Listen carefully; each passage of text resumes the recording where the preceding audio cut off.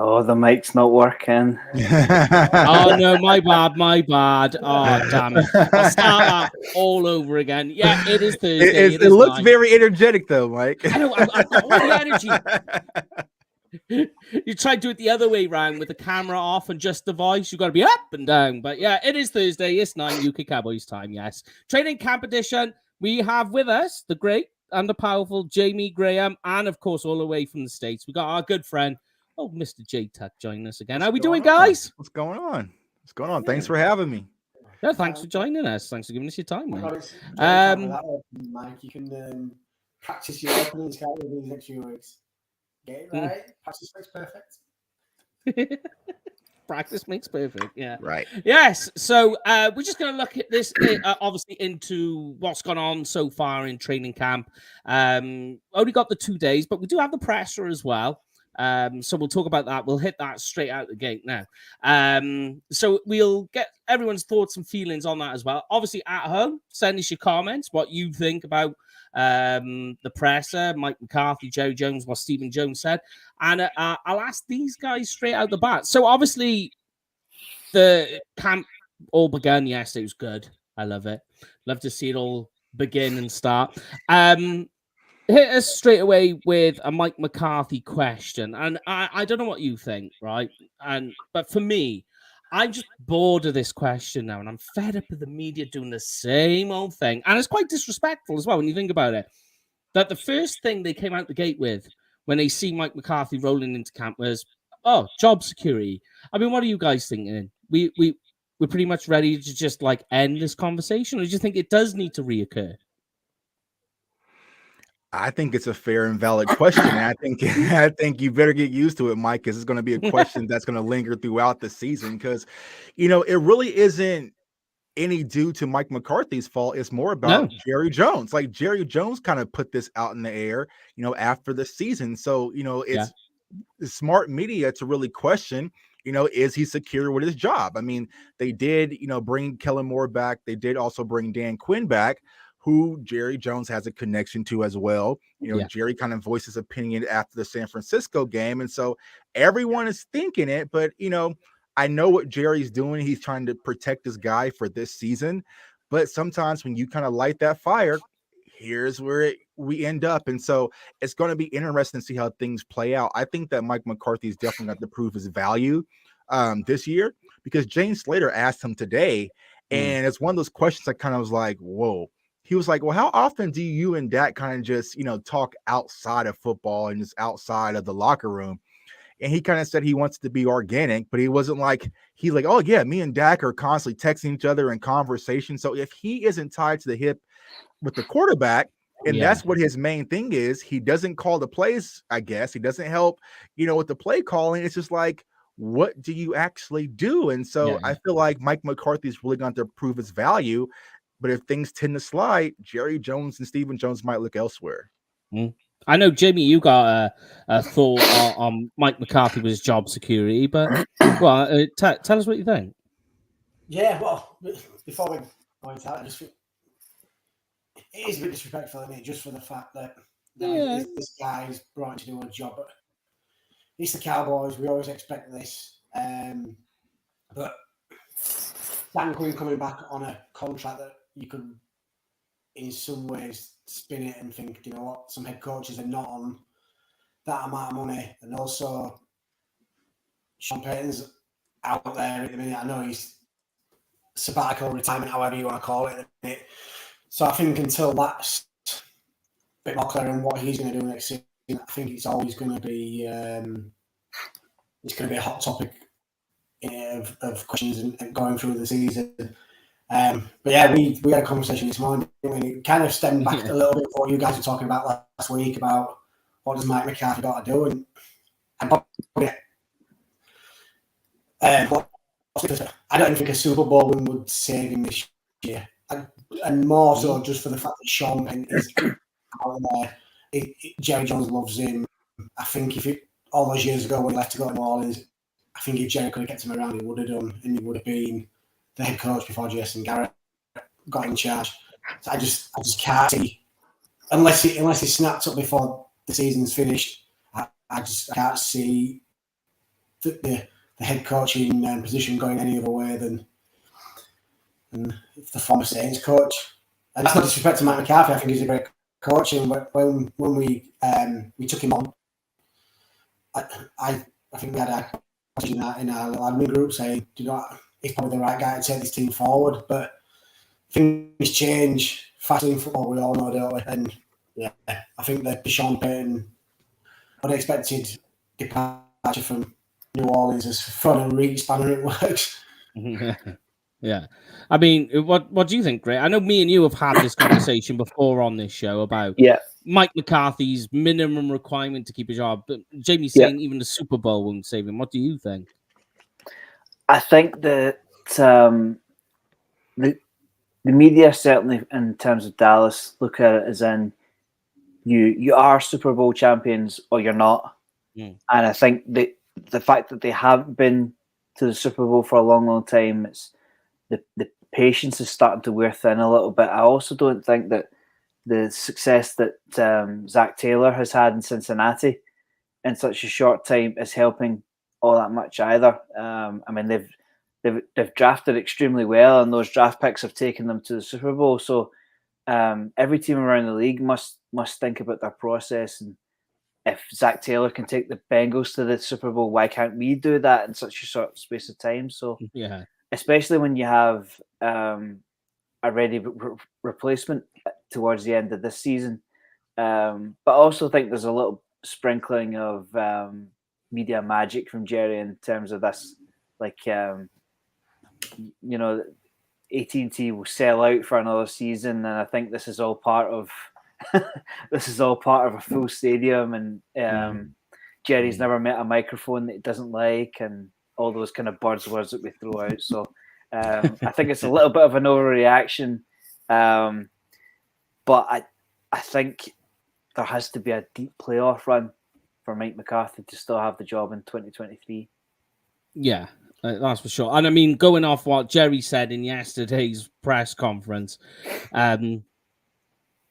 you could tell even by the body language he didn't believe what he was saying. But he said he believes that this roster, he said that they're better this year right now than they were this time last year. I don't know. I suppose he's got to say it, but I don't feel that. Not at all. Not at all. And we all know Jerry's a salesman, and he has to keep Cowboys fans optimistic, right? Because he wants to keep people in that stadium. But we're smart enough to understand that this roster is not in the same predicament it was last season coming into the season. One, you had Dak Prescott coming back and being healthy. Two, you had Michael Gallup, CeeDee Lamb, and Amari Cooper. That was just a huge boost. And then you think about the depth with the offensive line. So, Zeke was 1 season younger. Tony Pollard was 1 season younger. Dalton Schultz was playing for a contract, so he was more motivated. So everything last year kind of fit offensively a lot better than what we're seeing this year. Now, defensively, you can say, okay, we might be in a better spot, possibly. Yeah, agree. But there's still some question marks on defense that we have some unknowns about. And so it's just, I get what Jerry was trying to do to kind of sell the fan base, but there's no way that you can believe that this team's in a better situation. And kudos to Dallas Cowboys media, because they're starting to press back on not only, Mike McCarthy, but also the front office. Like, okay, it doesn't make sense, because the main thing that Jerry said, the reason why he moved on from some players was availability. And you sign Michael Gallup, who hasn't been available, and then Tank, LVE. And then you had Randy Gregory, who had his first season, but you tried to match that deal and bring him back. And so it's like, all right, I get what you're trying to do, but it doesn't make sense. And like I said, kudos to the Cowboys media for pressing back on it. Yeah, I mean, it's a nice segue, because that was going to be the next place I go to, because the other one as well, the comment was about availability, which I think is mainly directed at Coop. That was definitely where he was going. But also, the other one was Stephen Jones's comment about that. He said, look, I know it's not what we do in the offseason isn't sexy. We're not like the Rams. We don't go out and get these players on one-year deals and try and push for it. We want to try and get success through all this. And I just said, you're hearing it, and you're hearing, but yeah, okay, it's a copycat league, and you don't want to go down that road. Okay, fair enough. But at the end of the day, your goal is a Super Bowl. It doesn't matter what you're going to do. Just your objective right now at this time in the season is to get your roster, to find out what you've got, and go get players that are good and key, i.e. Anthony Barr and fill a void to get you to a Super Bowl. Mm-hmm. I don't know what your takes on all of that is.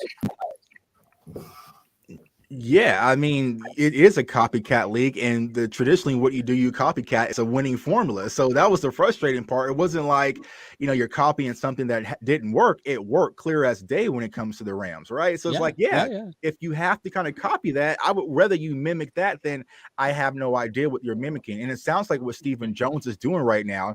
He's pushing all his chips in the draft. And if it flops, then we'll go shop, right? Then we'll go get a wide receiver. Then we'll go get a swing tackle. There was reports today about Matt Waletzko, who Stephen Jones spoke about yesterday, had injury and left practice today. All right, so now we got to go look at a swing tackle possibly. Mm-hmm. But then the depth in the players is depleted by then. So, it's frustrating from a Cowboys fan standpoint. It's because we're worried about now. We're worried about the 2022 season. Stephen Jones in the front office, they're looking more futuristic down the line. He mentioned about saving $15 million, allocating towards the practice squad and players that are coming up in contracts in the next 2 to 3 years. Well, Cowboys fans are, what about this year? What are you doing to show Cowboys fans you're all in committed, not just winning a few games, not being competitive in the division, but winning a Super Bowl? And for right now, you just haven't seen anything. So. Yeah, I mean, like, we see Julio go to the Bucks, right? Mm-hmm. So that's a crazy one. T.Y. Hilton is still available. You can argue about long in the tooth, injury history, all the rest of it. The same with some other players. But then they've done it twice now, where they've gone to the USFL and picked 2 players up to try and fill roster spots. Mm-hmm. Now, so far what I've seen today with Turpin has been quite interesting. Because obviously they've signed this TCU player who was MVP of the USFL, but it just seems to be, and he hasn't looked bad. Mm-hmm. But then I can remember, and it clicked straight away when I heard the name, and I was like, and I said to Jamie about this, I was like, I remember him back in college, and there was like a massive scandal and everything, because not a scandal, but a situation that arose, and he got arrested, and then it was back and forth. And this guy is like, again, he's like, even when he was playing in the USFL, he got arrested. So there's a lot of off-field issues with this guy. Although he looks good, but it just seems to be, again, this is just another example of them not wanting to go and get the big splash to get there and just like trying to fill holes and voids, if you like, with what they can scrape together. I don't know what you think, Tuck. Yeah, I agree. And when it comes to Turpin, as you mentioned, there was some issues at TCU and also in the USFL. I'll say this. I will say he was kind of a fall from heaven. And the reason why is because it gets this guy off a punt return. So I don't give a damn who they bring in. As long as they get CeeDee Lamb off a punt return, they could have put me back there. But it does nothing. It doesn't move the needle. If the Cowboys were a 7 going into the season, we're a 7 right now after that addition. And it's like they're trying just to find these diamonds in the rough, these cheap value players, where it's all risk and all reward and no risk. And I get that, but it really doesn't push the needle forward. And I said this last year. Last year was the worst thing to happen to the Dallas Cowboys because they got Jaron Kearse. They got lucky on that. People forget that they didn't sign Malik Hooker initially. They signed KZ over Malik Hooker then circled back and got Malik Hooker and happened to get lucky there. So from Stephen Jones' standpoint, it's like, oh, we did it last year. We can do it again. Well, it doesn't necessarily work that way. Just like some years we can hit and get a Micah Parsons and a Trayvon Diggs, we can also get a Tristan Hill and a Taco Charlton in the draft. So you got to be able to balance it. And I feel like the Cowboys just haven't done a good job of balancing great draft classes with a great free agency. Agree. And Stephen Jones said that. He was like, well, when has, winning in the offseason has gotten us nowhere? Like, well, when have we really won in the offseason? I was, probably in middle school by then. So it's just like, I don't get their mentality. So it's frustrating, but, we'll see. I mean, did you see Clarence Hill's comments to Jerry? Which ones?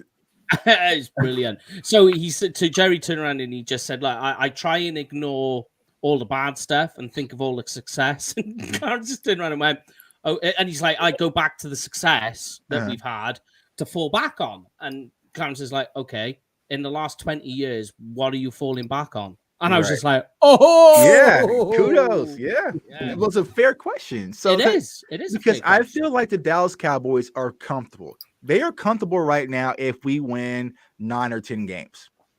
They'll be able to spin it. They'll say they're frustrated, right? But, they still had a winning season. Fans, we were kind of on the edge until December. We was right there, and it keeps us on this roller coaster. But I think last year, we're exhausted as fans because it took so much out of us because I really believed in that team. Like, once we won that New England team, beat New England, I was just like, all right, this is for real. And you had Micah Parsons, you had Trayvon Diggs, the offense was clicking, and they beat Minnesota with a bunch of backups. With Cooper Rush. Yeah, exactly. So it felt good going last year. And then a lot of us was like, okay, 12-5. We got punched in the mouth versus San Francisco.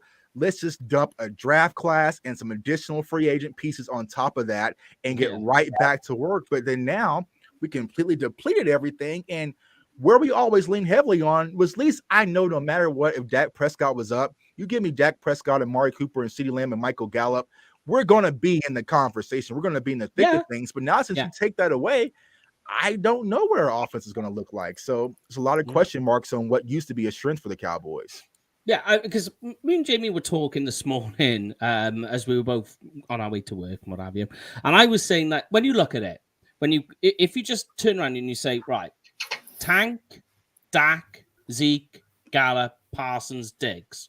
You say that and you go, okay, just those players on their own, you can say winning season. That's an 8, like as it is now. It's all messed up with everything. But, it's an 8-9 win season, right? But in order to get those extra wins, what you're looking for, I think, this season, and it's crazy that we're here, that this is what the Cowboys need. And I think this is where camp is going to show it. We need another, like the 2022 version of whatever we had in like some breakout players last year. That's what we need. We need like that J-Ron curse of this year to be able to get us just into the playoffs. And I think that's what they're trying to do with all these muddled up players that they've got, that they've just brought them all in and gone, let's see if we can get this year's J-Ron curse again. Right. Yeah, exactly. Let's hope that James Washington can be the J-Ron curse, but think about the huge boost that we got just from our rookie and Micah Parsons. Like, make no mistakes about it. That was a huge impact. And so I think Tyler Smith is going to be incredible this year, but he's just the offensive lineman, offensive guard. So there's still a lot of issues offensively. And so when you think about this, at least last year they brought in outside guys. This year they brought in 3. They brought in Fowler, Washington, and I forgot the third. I think it's like a special team. Well, if you want to count, hold on. I got it now. No. Who's the other? I'm going through it all. Yeah, that explains it. That you have to find out who's the other acquisition that came from the outside. So it's just like, pretty much we're going in with what we had last year and 2 additional people. Like I don't know. Seems like Mike McCarthy up to fail. You're asking.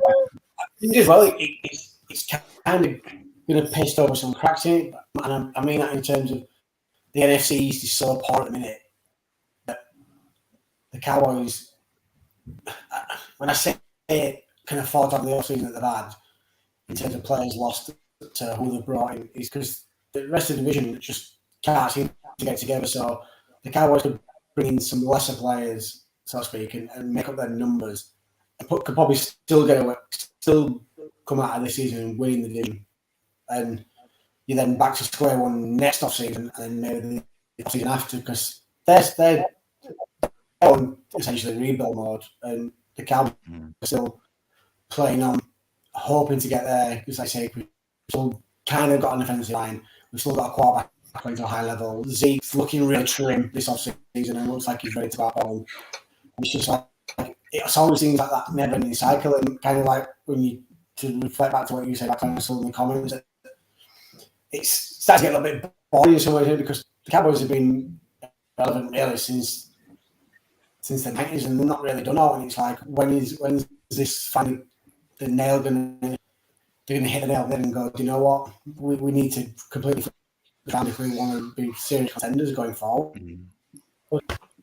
And you've shared a couple of, you shared one particular video. It was the third down video from AT&T, and everybody in front of you was in their seat on third down. Do you think the Cowboys fans have got used to mediocrity? Do you think we're just quite happy to be a 10-7 Good team? point. Oh yeah, absolutely, man. When I'm at those games in my section, it's just the place to be. It's just something to do on Sunday nights, just to have a good time. And yeah, like if people were like, "Well, what quarter?" Like that was the Denver game, but that was the first quarter of the Denver game. Remember, we went for it on fourth down, we got stopped, and we had them in the third down. That was it. That was the first, like it wasn't like we were getting blown out and everything. It was really in the trenches of the first quarter. But I feel like a lot of Cowboys fans kind of accept mediocrity, and as long as those fans are in those seats, I feel like there's no pressure on the front office to do anything about it. It's just like because people will keep turning up. Because think about it, in the 90s, Jerry had to build a brand, build something new, build an engine, right? Build a new business. So he had to create excitement, hype, winning, continue the tradition that was left over from Tom Landry to make himself feel solidified for firing him, right? Yeah. But at this point, there's been no accountability on the front office. Like it just hasn't. Like any other general manager would have been fired a long time ago. Yeah. And it's just crazy because it's just like, what can you do? And I think ultimately, if the Cowboys fans want to press, you got to hit the Cowboys where they really care the most about it's in their wallet. But we love our team too much to do it. Like I said, I'm a season ticket holder. My season ticket deposit was due in March 1st. So what? That was like a month away from, after the playoff loss, I already had to pay or I would lose my tickets. Like I didn't know any roster moves, nothing. And it's just like, it's a recycle. And so, I don't know what's going to change, y'all. I honestly don't think it's ever going to change. I'm getting to the point where you just got to accept it for it is what it is. So it's just like so many free. I mean, look, we have lowered our standard as Cowboys fans when we ask for free. We're just asking for Anthony Barr. Like we're not even asking for Bobby Wagner anymore. We're asking for a AJ Green or a T.Y. Hill. I mean, like we're asking for the very bottom of the shelf now. Like, just please just do something. Whenever it's free agency time and people are asking like, okay, Tuck, what kind of free agents do we look after? I hit the sort button and sort from the bottom to the top. Yeah. Yeah, what's cheapest? But what's the cheapest? Yeah, it is true. It just seems to be that is their ethos. And I heard a funny one before where I said like one of the easiest jobs to be in the NFL is a draft scout for the Rams. Well, my argument to that is, well, what about the pro scouts for Dallas? Right, exactly. It is true, But like you say, until we see things change and move, this is where we are. But to bring it to some positive notes, Mike McCarthy. Our free agency has been so bad this offseason. I posted a picture of me being signed to the Cowboys, and people believed it. That's how crazy it is, But I mean, Mike McCarthy, he has spoken, funnily enough, today in the press conference, very Dak orientated. I felt spoke about like how good he is to coach. Said that. One particular comment he made was that defense wins championships, but quarterbacks win Super Bowls. I think that was quite an important one. But let's talk about Michael Gallup. He did say he's in the fourth quarter of his rehab. That's interesting. Seen him as well on the field doing some shuttle work as well. That's quite interesting. Jabril Cox not on the active pup list. I think that's quite important. But let's talk about the guys who we've seen and what you guys think. Mike Gallup, I think that's quite good. That's good what we're seeing. Jabril Cox, Damon Clark, kind of knew that was coming. Drummond, Mosley, Aaron Hansford, all on pup. But a lot of people are talking about it. What some people don't realize, though, with pup is you have to put them on pup straight away. You can't, like, have them training. You have to put them on pup first. Then you can always take them off later down the road. So I think that's more of them just covering their bases for now and then seeing what they get. Yeah, Oh, I agree. one Yeah, second. I will be right back. Yeah, I think it was refreshing kind of hearing, positivity about Michael Gallup. I think that's the huge question mark. Now, if you were to come out and tell a lot of Cowboys fans, hey, we're going to have Michael Gallup for week 1, a lot of us would kind of just, all right, exhale a little bit, but we know that's not the case. And so I feel like once we finally get that timetable on Michael Gallup where we kind of know, then we're going to feel a lot better. 'Cause let's say, for instance, they come out and we find out Michael Gallup's only going to miss 4 games. Then we can say, okay, I understand why y'all didn't go get a Julio Jones or make any moves with the wide receiver, right? But now if we find out that, hey, he's not going to be back until almost Thanksgiving, then we go back into panic mode. So I think once we get that timetable when it comes to Michael Gallup, a lot of Cowboys fans will kind of just understand a lot more of what's going on. For the most part, yesterday, I love what I saw from Jabril Cox early. Like, to have him not on the PUP list, he was out there flying next to Micah. It looks like the speed, the agility, all acceleration that we saw last year was still there.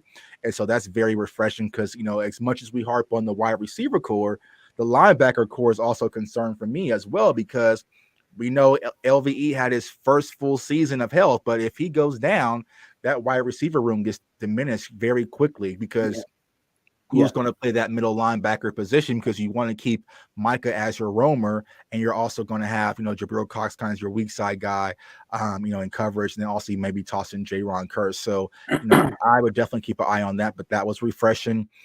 Yesterday, I love what I saw from Jalen Tolbert, man. Jalen Tolbert was a favorite of mine when I found him way back in February, and it looks like him and Dak are already in sync. It looks like Dak was trusting him in tight windows. He loved his catch radius. He was going up there making plays. And so, it's going to be very important that Jalen Tolbert gets off into a credible start. Unfortunately, it's a lot of pressure to toss on a 3rd round pick, but the way the Cowboys currently are is just, we're going to need you to really step up. And so I'm expecting big things from Jalen Tolbert. Who do you think will be number 3? Why did you say number 3 week 1 tuck? Yeah, I think it's going to be James Washington. I think they're going to lean towards James Washington. You might see a situation now. I don't know. Maybe there's something that they see that we don't see every day, but I think the Cowboys love Noah Brown. So you might see him in rotation out there. But I think James Washington, if healthy, is going to be that number 3, number 2 guy, because even yesterday in the pass that he dropped when he got down the field, I mean, he's explosive. Like, that's something he really could do out at Oklahoma State. Like, he can get past the defense, right? But it's just being in sync, being able to come down with it. Him and Dak really have to connect. So I think that James Washington's going to be that guy. Mike McCarthy spoke about it today. He said he wanted wide receivers that are interchangeable, inside, outside guys that can do a little bit of everything, but also can play a little bit in the backfield. So that was kind of the reason with Turpin. But you see CeeDee Lamb in the backfield sometimes. They're also probably going to utilize Tony Pollard a little bit in that magnitude. So, they probably want to get creative. But sometimes we know when we hear creative in Dallas, you might get too damn cute, right? So it's just like we have to see it all unfold. But I think that James Washington is going to be that guy. And you might see TJ Vasher, get sprinkled in, maybe like in red zone, because he's just a big target. I feel like he's going to be on that roster. I know the competition's between him and Simi Fioco. Me personally, I'm not the highest on Simi Fioco. I think he was kind of that big catch guy last year, but really didn't emerge as one. And so I feel like if TJ Vasher really comes through this preseason, he might take that wide receiver 4/5 spot. But it's going to be interesting. On last week's show, we discussed, you touched on linebacker depth, to go back to linebacker.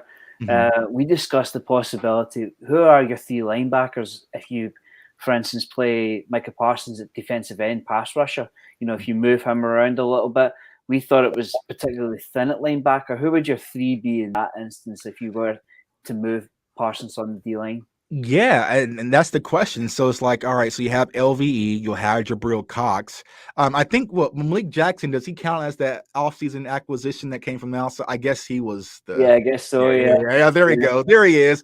There we go. So you might consider Malik Jackson, though, he's very raw, also Harper. So you got some raw guys out there. So I think, when we primarily play nickel, you might see a situation where it's either going to be LVE and Jaron Kearse, or you might see even Jabril Cox and Jaron Kearse a little bit more, because we're not going to play base that much, right? But it's like I think that you're going to see maybe those two, that combination. But after that, man, you have Luke Gifford and, kind of those special team guys are kind of unproven. And, I say this, and a lot of Cowboys fans forget about it. Our run defense wasn't the best last year. And I felt like what was really the makeup for our run defense last year was our passing offense, because we got up so quickly. You couldn't just run the ball. You had to pass. You had to put it in bad situations for Diggs and, Micah to come get you. But it's like, all right, if our offense isn't as efficient with scoring, able to strike, then when we play the Colts and we play the Derrick Henrys, those teams just want to run the ball and beat you down. It's like, I want to see if we're going to be able to step up and answer the call, which we really didn't last year. But, what Philadelphia is doing right now, they're going to branch off the run game also in Washington as well. So, we really need to strengthen our run defense and make sure it's solid, especially in the interior. So, we'll see. We'll see, man. Just make a few acquisitions, you would think. So. Yeah. What do you think, Jay? What do you think of linebacker? As much as I like seeing Parsons in the dirt on that line, I just think you've got to keep a linebacker. Listening to the break yesterday to open camp up, if you look at a lot of his stats and a lot of his sacks, it came when he was stood up.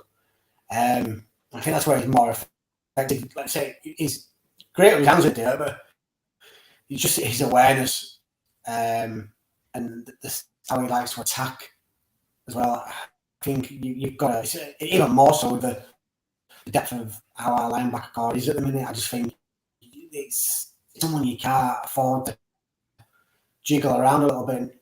And I think even though we lost Randy Gregory, we've still got abundance of talent on that defensive line. And like you say, talk about opportunities, letting people go. You've got Patrick Alston, them kind of guys when they got on the field last year, they made some plays and they put themselves about a bit. So why kind of try to tweak it a little bit more, just to kind of get Mike Parsons a little bit more involved at both levels. Stick to what you know. He's an absolute beast from the linebacker core. Get in there and get some of these young guys in and see what they can do. Like you say, we've put out there that we're going to let them have a go, so they've got to back themselves up now and let these guys get on the field and get some big plays under them. Yeah, Mike, we're just talking about linebacker depth, and like we discussed who could be this year's Jaron Kearse. I think they would love it to be Dante Fowler. If they could have Dante he's Fowler, the biggest unknown. Yeah, if they could have him have the number one or the first round pick talent that we've wanted to see from Fowler opposite DeMarcus Lawrence, it allows you to put Parsons in at linebacker where he's most effective. You can rush, you can drop into coverage. So if he turns out to be this year's Jaron Kearse, we can happily see him go and sign for $20 million. He is the biggest wild card. I mean, me and you spoke about this, and like we did an article last week about camp battles in each position, and for defensive end, we put Dante Fowler versus Dorrance Armstrong because it's got to be. And ironically, like my daughter who has a lot of teething problems, that is the linebacker position. Mm-hmm. Yeah, I agree. Yeah.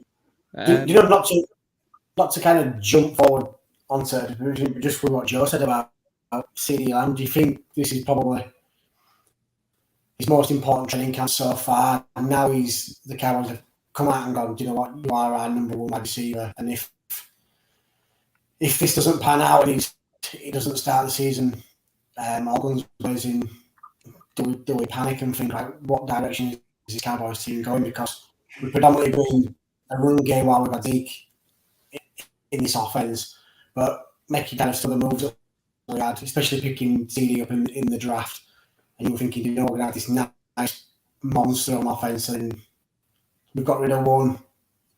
We've got one that's coming back from quite a big injury, and then for I would receive one to then put her out and not really be effective. Do we then sit there and go, do you know what? is it time to just completely overhaul this complete team and say, you know what, we failed and move on? Yeah, I mean, I like Tech waiting on this one as well, Graham. But for me, I think people are being quite unfair, I think, to CD Lamb.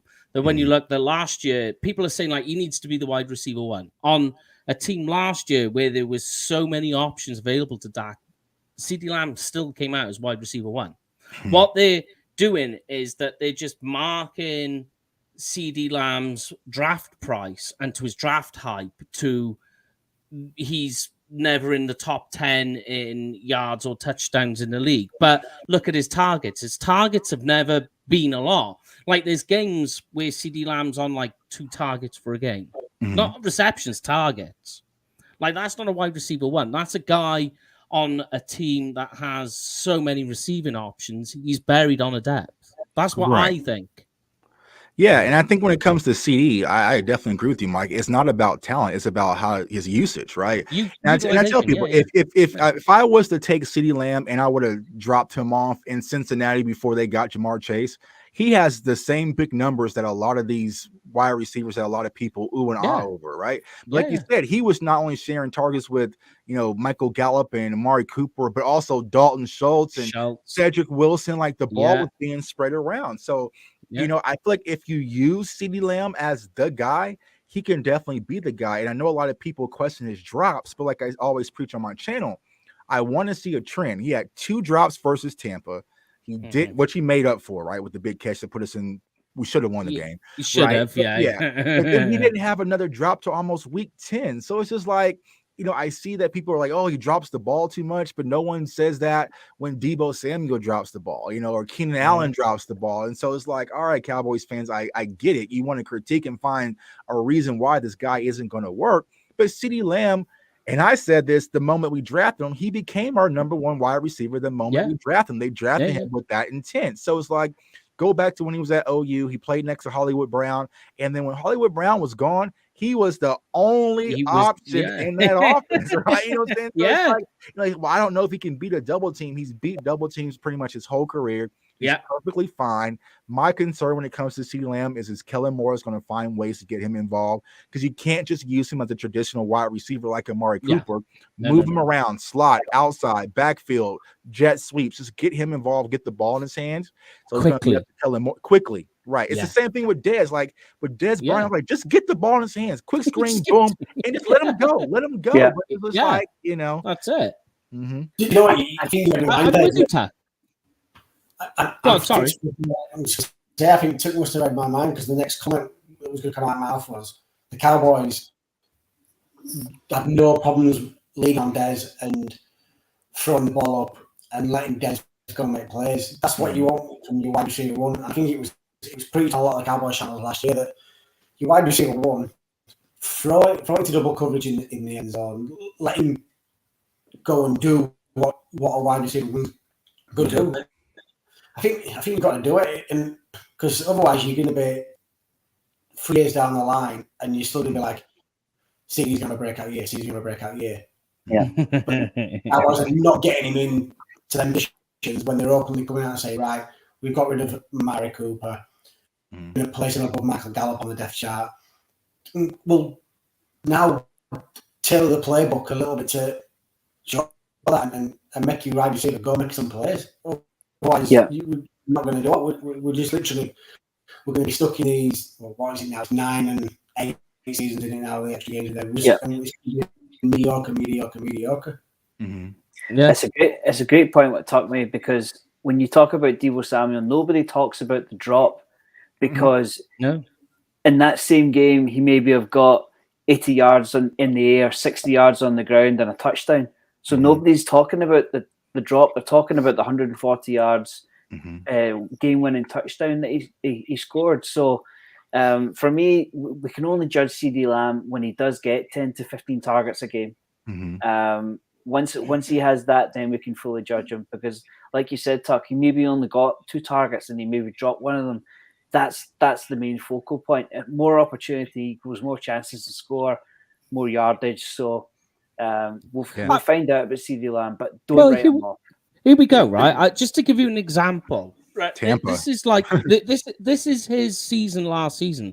So Tampa, like you said, 15 targets, over 100 yards and a touchdown.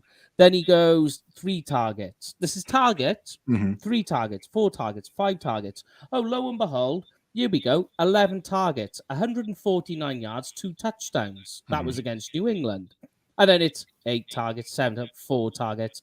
And then, oh, lo and behold, an 11-target game. And he's going for it. And it's like that all the way through. Right. It's like, surprise, surprise. You give CeeDee Lamb double-digit targets, he has a good game. And look how quickly Mike was able to look that up from his cell phone. You would think the Cowboys, internally with all the data analytics they have, they can just think, like, hey, how about we get CeeDee Lamb the ball more, or Amari Cooper the ball more, Yeah, it just is crazy. And we talk about Deebo Samuel because I thought, well, while I'm here, I'll pick it up. And then you're just going through it: 12 targets, 8 targets, 10 targets, 12 targets, 10 targets, 9 targets. That's Deebo Samuel. And like you say, yeah, the drops are there as well. Yeah, I mean the drop rate is really bad, but it doesn't matter, does it? If you go in, hold on, 1, 2, 3, 4, 5, 6, 7, 8, 9, 10, 11 games in a row where he's got minimum of 60 yards or more, and the game.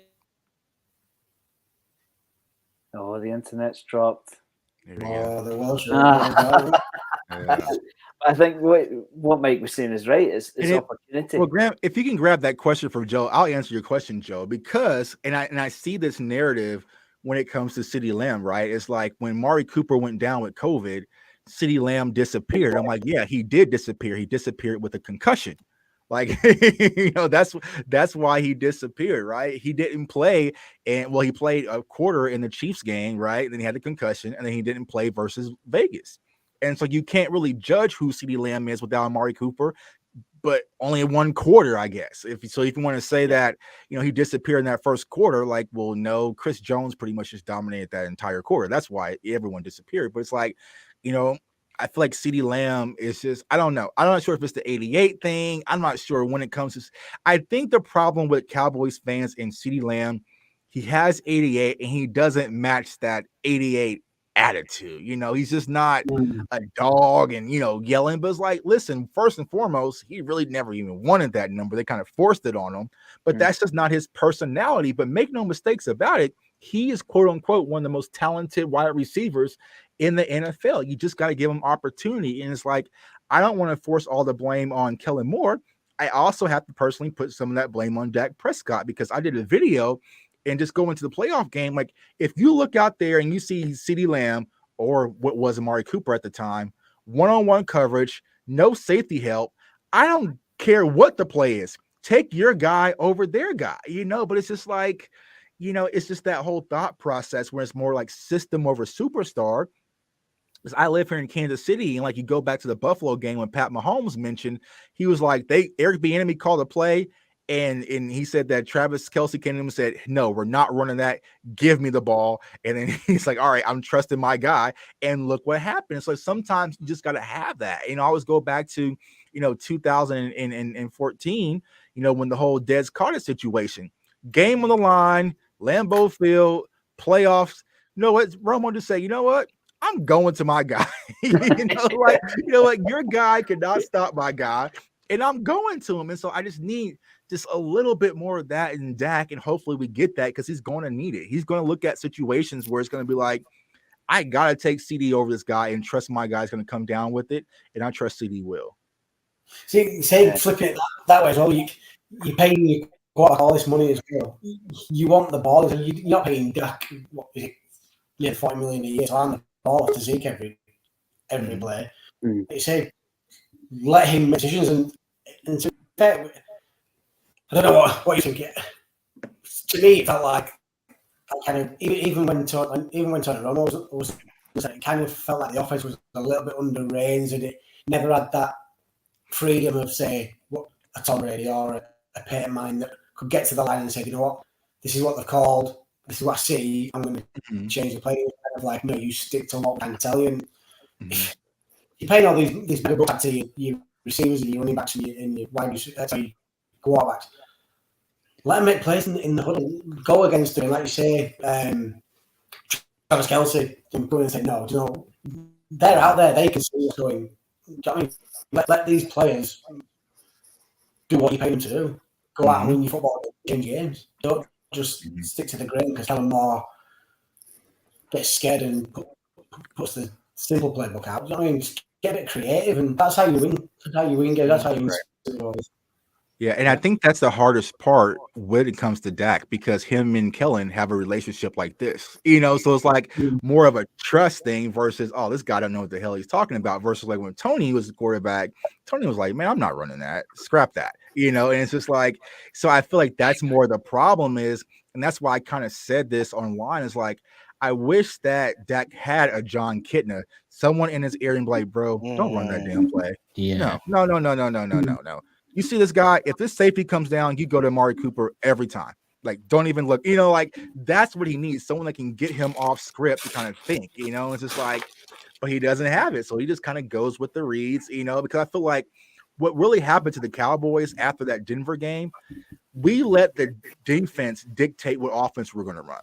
If it was too high safety, then we would try to run, so it's like they were basing everything off the defensive looks. And from that standpoint, the defense was able to dictate what we run. And the most prevalent game when that happened was when we played the Cardinals, because they moved Buda Baker all over the field, and Dak was check, red. I don't know what's going on. So we were doing so much of the line of scrimmage because we were, instead of having an identity, like, know what? I don't give a damn where he's at. We're gonna run the ball down his throat. As it comes back to having an identity offensively. Well, here's a question for you then. You're talking of identity. What do you think that this Cowboys identity is? That's the big question. We'll do a little bit of this, a little bit of that, What is it? You know what I mean? I'm trying to figure out, like, I'm watching camp, and the first thing that was springing into my mind is, so what's going to be this team's identity? What is the thing? What's it going to be? I don't know. I'm with you, Tuck. Like, clueless. Because the idea, a lot of people think, because Mike McCarthy kind of mentioned, we're going to be more physical, more dominant. So they think Tyler Smith, Ezekiel Elliott, Tony Pollard getting back to the run game. But less penalties. But we all know, we're sitting there watching versus Tampa on Sunday night. We get stopped 2-yard game, we get stopped 3-yard game, we get past 3 and out. Kellen Moore is going to scrap that run game and get pass happy. So you have to be able to commit to it if you want to be a run team. You can't just say, well, it didn't work, because that's what happened last year versus Tampa. Like, people thought and just assumed that Tampa was stopping the run. Like, no, Zeke was getting 4 yards a carry. The problem is you only gave him 6 carries. So it's like, all right, so, you got to find an identity, because like the 49ers, right? When things hit the fan, they know what to get back to. All right, let's get back to the run game. And that's my thing with the Cowboys. If you want to be pass dominant, well, then load up the clip and be pass dominant and commit to it. Like, commit to it. Yes. Right, yeah. And so it's like, but find an identity. I feel like it's just game to game. So we might be a passing team versus Tampa. We might be a run game here and there. We might be a little bit of, I don't know with our identity offensively, but they definitely define one. Because when the season finished, one of the things I said that I see with Kellen Moore is kind of like a similarity with Garrett, is that they're very similar in their set ways, but it's just inversed. So they're like yin and yang in terms of their philosophies, but in the way that they will stick to a flow. So, like, Garrett was we always knew it. It was run, pass. You just knew that was every down was run, pass. Third down, right, pass. Like, it seems to be the inverse with Kellen Moore.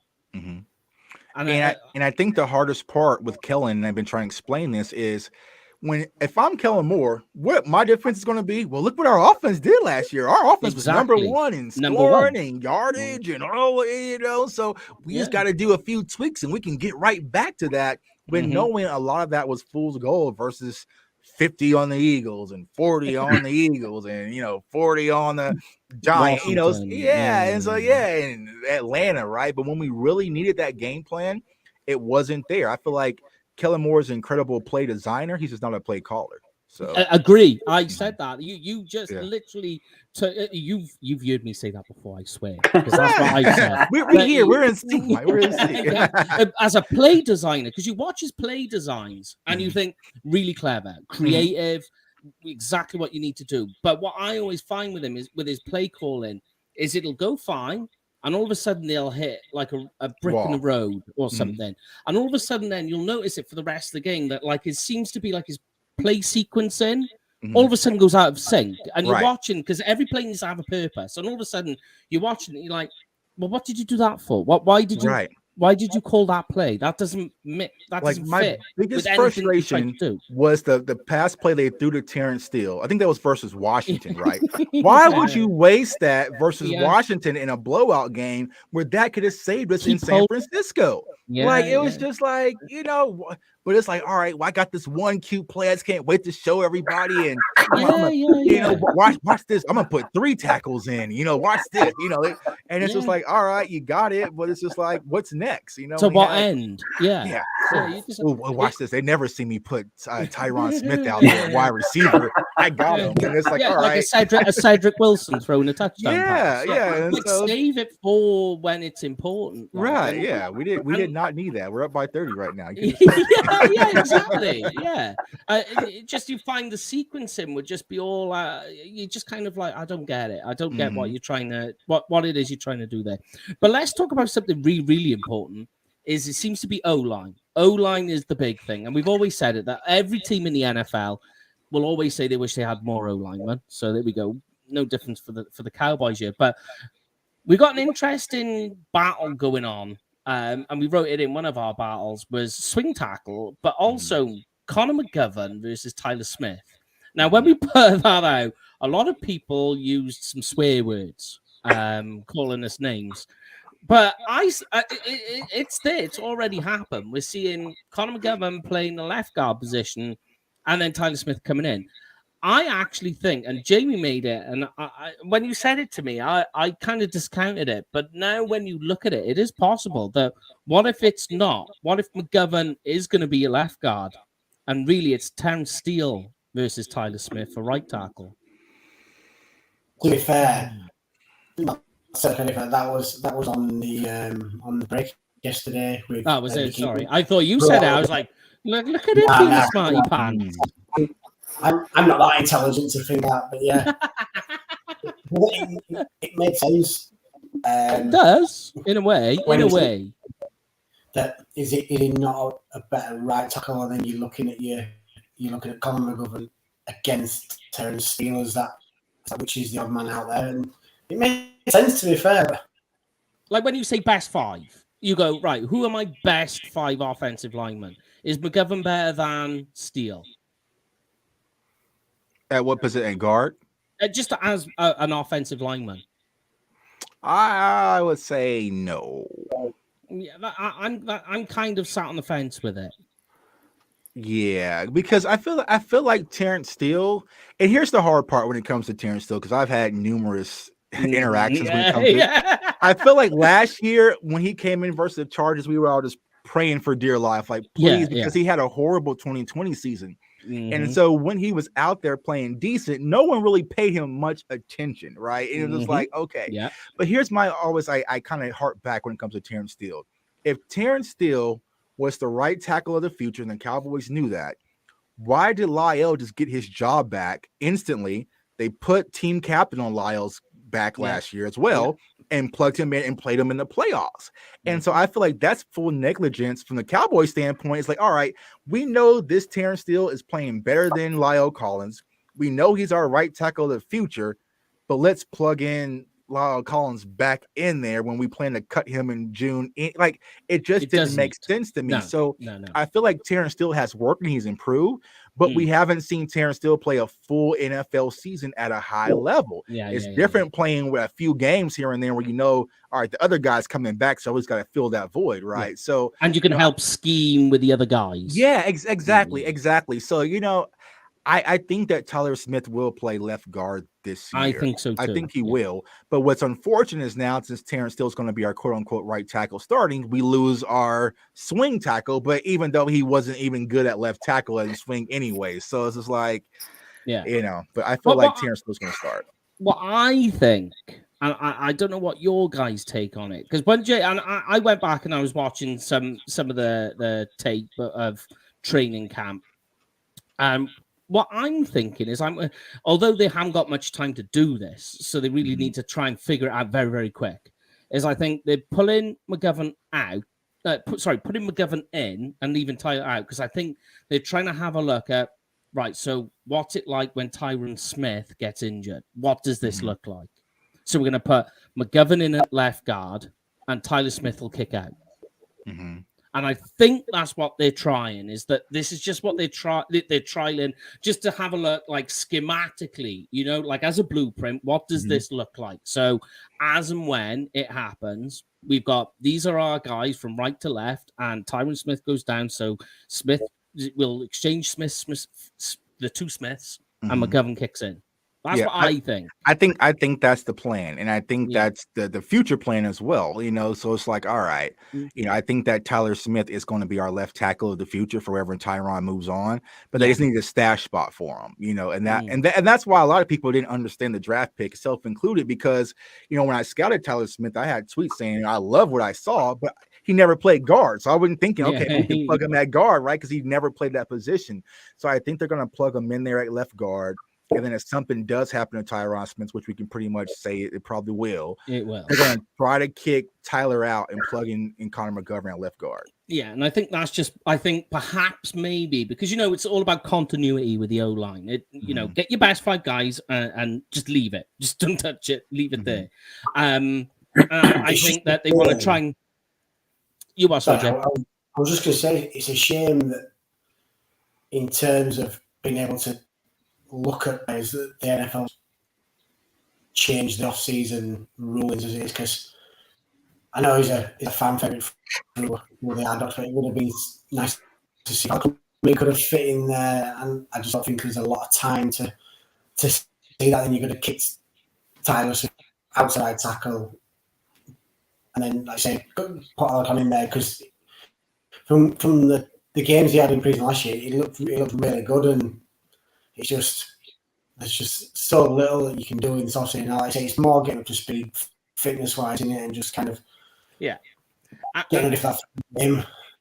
I think if you want to try anything, like in terms of what does it look like with different players in, it's best to do it early.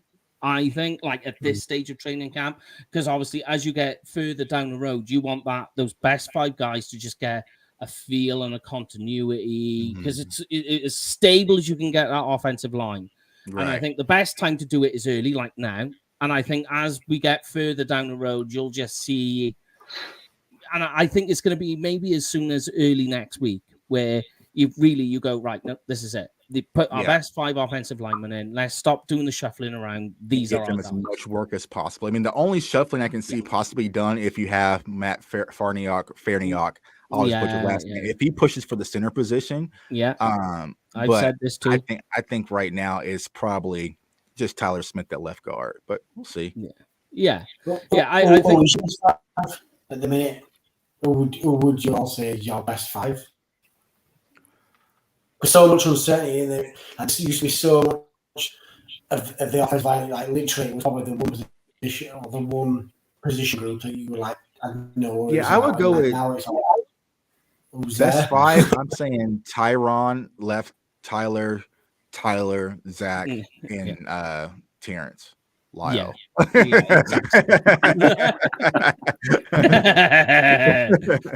But what is ironic, mind you, talking of Lyle, and Jerry Jones talked about availability, Lyle's on PUP.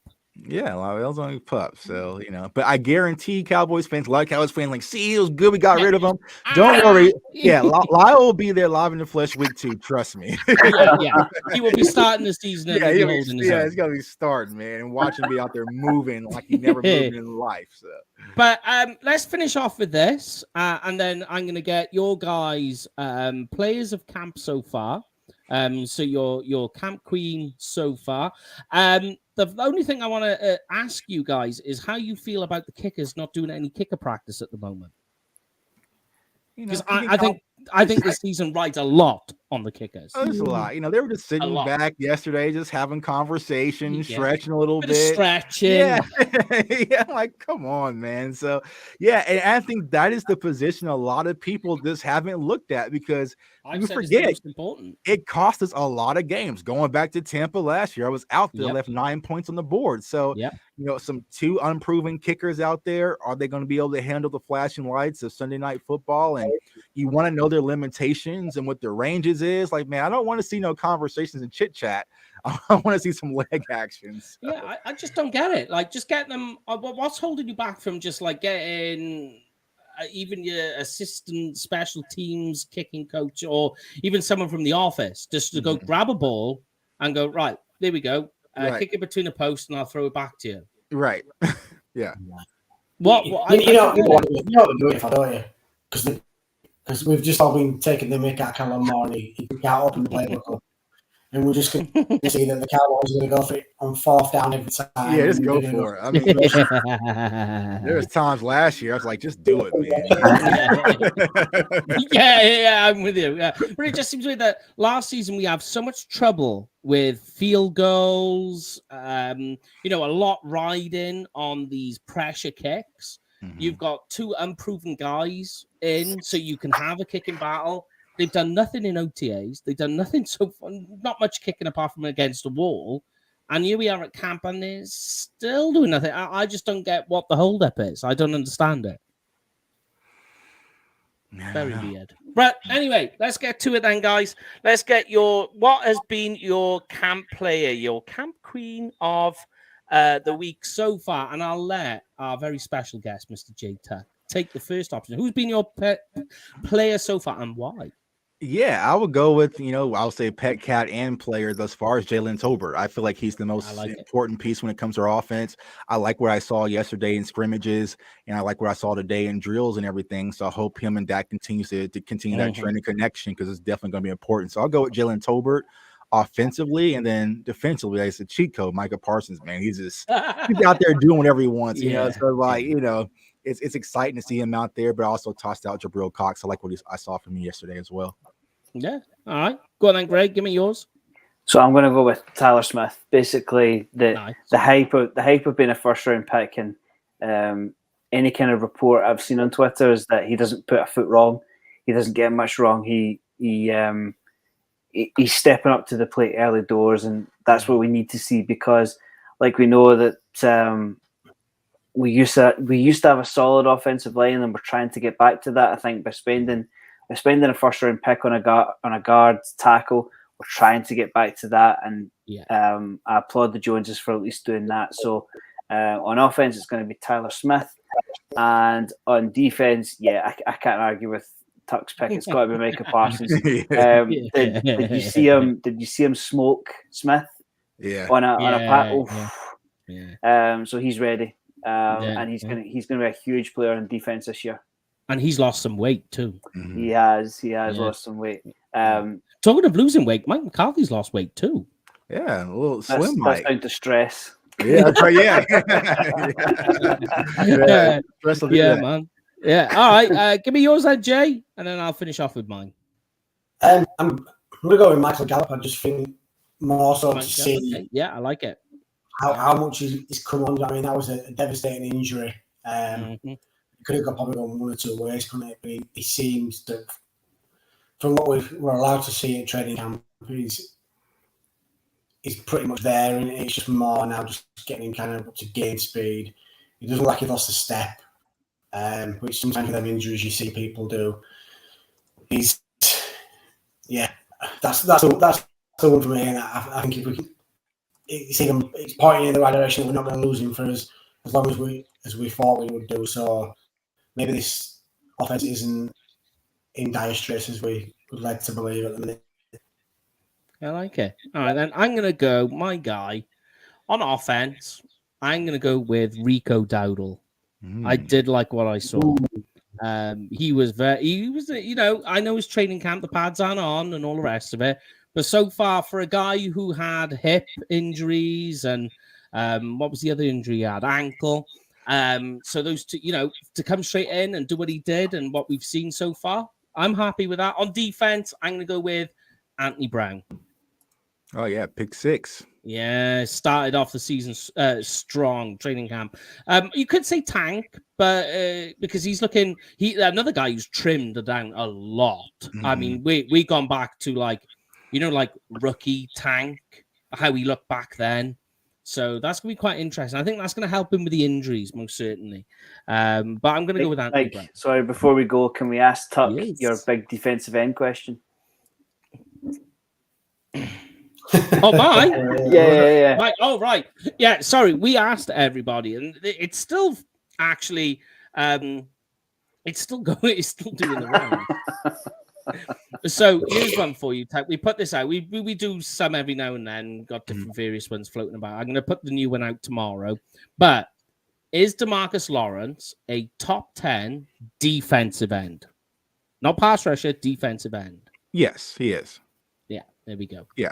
I feel like DeMarcus Lawrence does a lot of things that doesn't show up on the stat sheet. Yeah. And I feel like DeMarcus Lawrence would have had a lot higher uptick when it comes to the sacks last year, but he's had that damn line and Micah Parsons beating him to the punch. So, I feel like DeMarcus Lawrence is going to have a great season, but he makes everything go because a lot of people shift coverage his side, slide protection his side. So, the tricky part now is that you add him for a full season with Micah Parsons, pick your poison. So either Micah Parsons going to get one-on-one or DeMarcus Lawrence or whoever is, maybe that's Armstrong, Williams, or Fowler. So there's going to be opportunity for a lot of these pass rushers to get one-on-one pass rushes. So hopefully they'll take advantage of it. But yeah, I think DeMarcus Lawrence is top 10. I would probably have him at 9, I would say.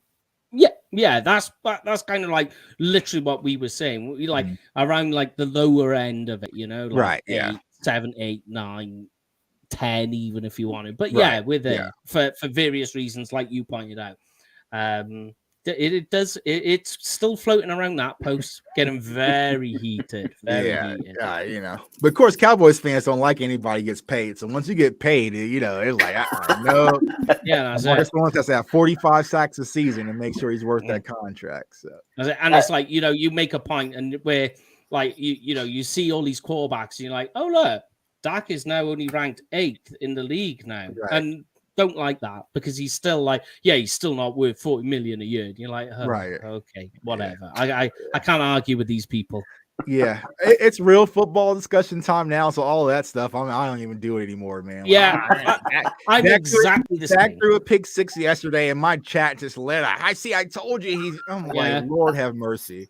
Yeah. I know. Funnily enough, same thing today. That Schultz run on a slant and Dak threw the ball and hit the dirt, and it was like, oh, see, and he's just like inaccurate. Yeah. Okay. Let me see some of your practice video.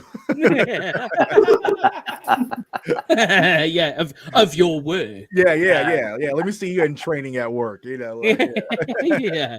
But I mean, yes, we'll wrap that up for today, mate. We'll let you go because we're just going to do all paying the bills stuff now. But thank you very much for joining us. Thanks for having me, guys. Anytime. We'll do it again. We've got.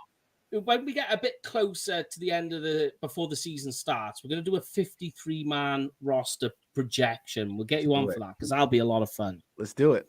Yeah, I will message you, and hopefully my internet won't be playing up. And my daughter won't be screaming because her teeth hurt. Yeah, the mind of his own. Yeah, there we go. But thank you very much, Sim. We'll see you again. Guys. How you going? Good to see you.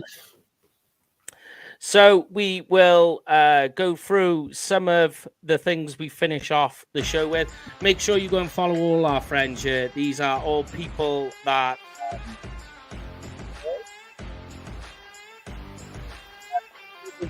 follow. And Jamie, hit me with this, baby. If you're thinking of going to see the Cowboys this season, I want to get the best out of your trip. Hit up our good friends and our sponsor, Cowboys Experience, for the ultimate Cowboys experience. Meet and greets, stadium tours, tailgates, get to meet legends like the Regional 88 Pearson, current players, DCC. And if you're thinking of booking it, make sure you use the special code of UK Cowboys, because if you do that, what do you get, guys? Free stuff. And of course, as well, go check our social media to go check our travel package that we have booked for 2023. So make sure you go and check that out.